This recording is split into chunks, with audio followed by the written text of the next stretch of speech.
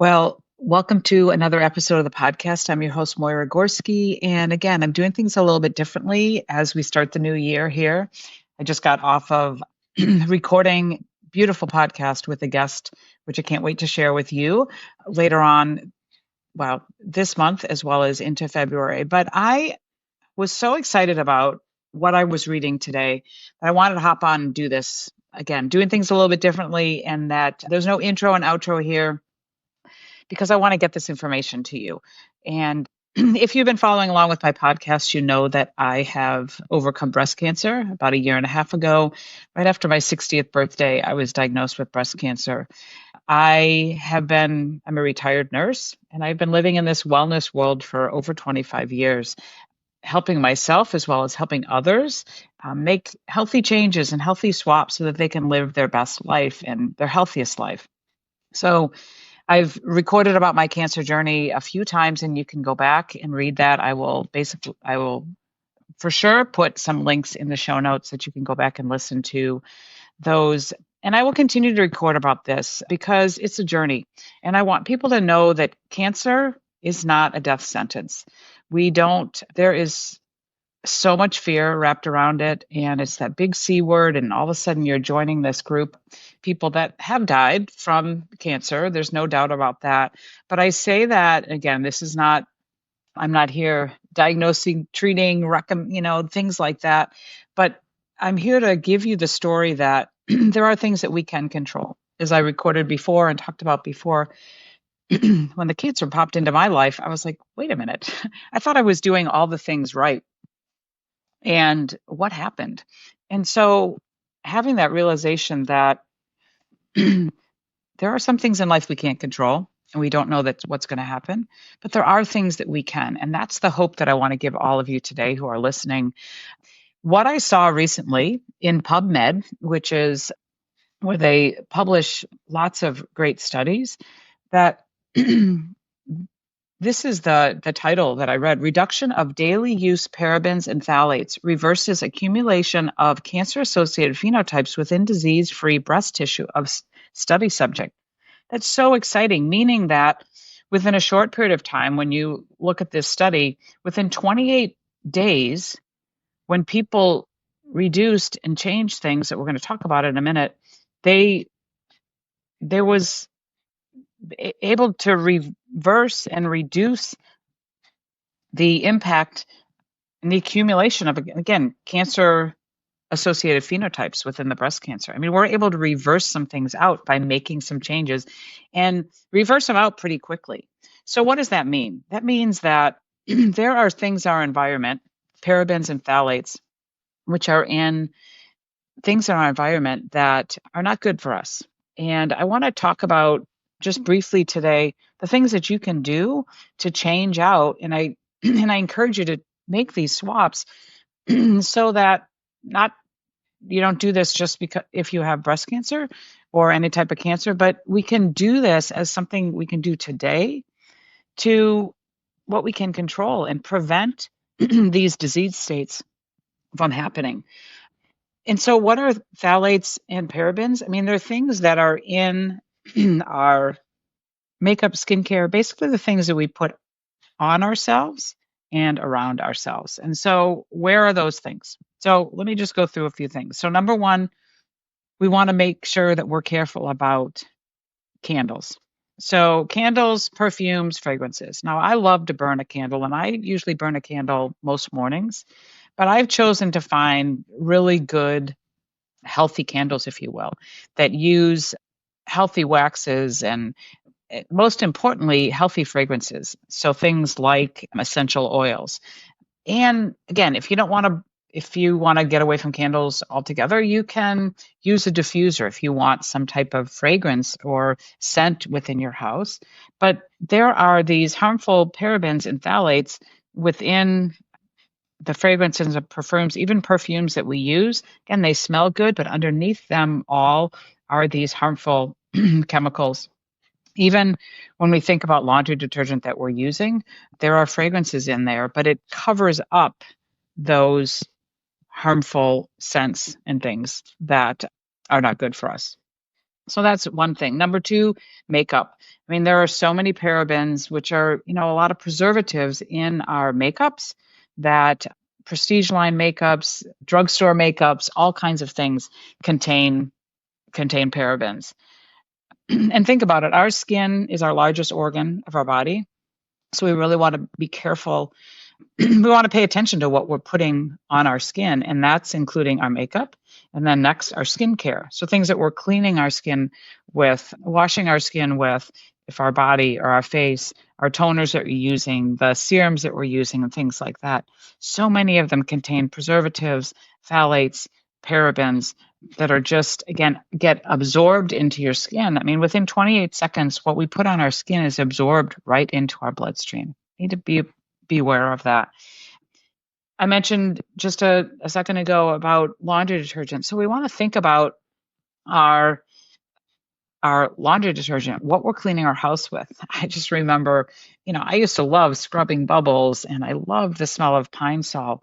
But the fact is, those are fragrances and there's harmful chemicals in there that can cause harm to our respiratory system. They get absorbed, we breathe them in, they get absorbed into our skin, and they're very, very harmful. And so we want to think about, again, our household products, what we're cleaning our house with, what we're cleaning our clothes with, what we're cleaning our dishes with, and things like that. Number 6, something to pay attention to is plastics. Now, this is something that I'm really working on. I have so many plastic containers, right, that we can put our leftovers in and things like that. I also have some glass containers. People have stainless steel containers to store things in. Some people use these paper, which I don't think is paper, but they wrap their cheese in and things like that, as opposed to putting it in a plastic container. I mean, this is something that I'm working on shifting those out because it's kind of one of those habits. But certainly, most importantly, don't take your containers like that and heat anything up in it, because the harmful phthalates and things that are in those plastics leach out into your food and to your drink and things like that. So really, really pay attention to that. But again, this is something that you can shift over time. And those again are some things that I just want you to think about, because again, this is an exciting study that if we look at making these shifts, reducing the daily use, again, we can, eliminate it altogether. That would be great. But I'm all with my business, my wellness business. I talk to people about healthy habits that they can create on a daily basis, but we want to start small.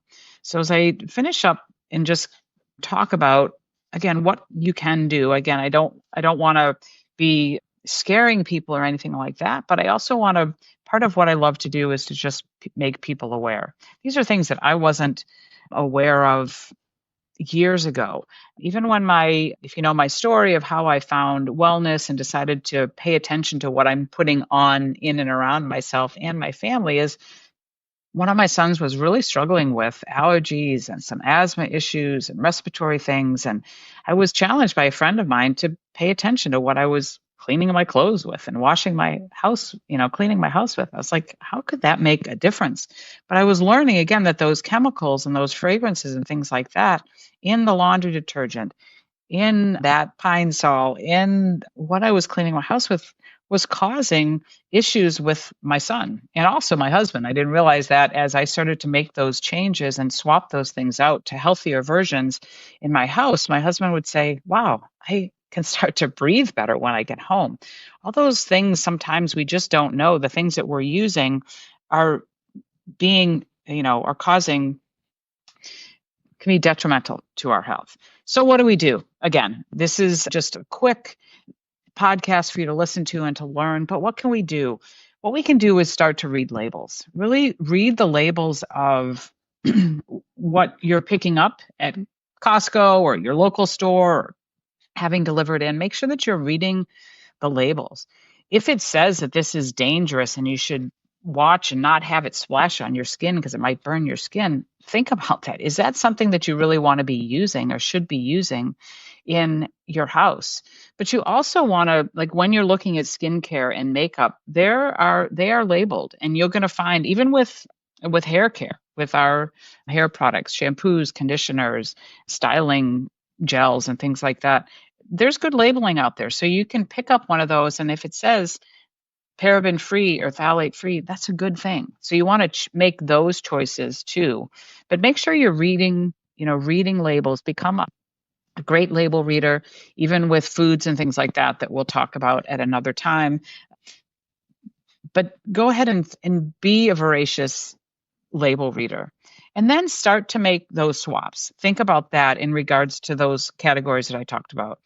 Swapping things out with your makeup, your skincare, your hair care, your household products, your plastics. Again, you don't have to do it all at once. It can be maybe choose one of those categories that you're going to start with to start to look at some alternatives and make those swaps. So you want to just start to make those small changes. It can be so overwhelming, and I don't want you to throw all your stuff away and throw all that money away unless you want to do that. If you want to get started with everything, you can do that. But making those small changes, that's the way things stick. We want to make smart changes. Again, you want to look into things, do some investigating. But if you're feeling overwhelmed and you want to know what my favorite swap items are, the favorites that I use in all of these categories, with my favorite candles, with my favorite essential oils, but also skincare. I found a great skincare line. It's really the cleanest skincare line that I've ever found. I love the hair care that I use. The household products have saved me tons of money throughout the years because they're super concentrated, so I don't need a whole lot. They're inexpensive to buy, and then they last forever. And I know that they're safe. They're safe for my family. They're safe for me. Even when my kids were younger and they were helping me, clean the windows and, they want to get involved and help mom, I knew that if I gave them a spray bottle of this cleaner that I was using, that it was safe for them. It wasn't going to burn their skin and things like that. So I want you today to just think about those things and start small. And if you do want to hear my favorites, you can go. I'm going to give you my phone number, and I want you to text just swap to that number. It's 708-977-7326. And I want you to text the word swap there, and also put your name there as well, or perhaps an email address, and I can email you my favorites, or I can text you back my favorites as well. But I want you to know that if you're listening to this and you're like dealing with some health concerns that you have, perhaps it's cancer, I want you to know that you're not alone, for one, and it's not your fault. And there are things that you can, and the things that you can do to make some changes in your environment to make it a healthy environment, and not an environment that's going to be causing cancer over time, but that is going to be a healthier. And again, we're making no guarantees here, but we know when a study like this comes out that within 28 days, you can reduce, it reverses the accumulation of these cancer-associated phenotypes. It's very exciting. So just think about that and think about, wow, if I can reverse the accumulation of these cells, then I can make these, it'll put you in a place to be like, wow, I can make these changes because I want to help to reverse this. And again, starting small, knowing that you can do little things each and every day to help to take control of your health so that you can feel better, so that you can live a healthier life.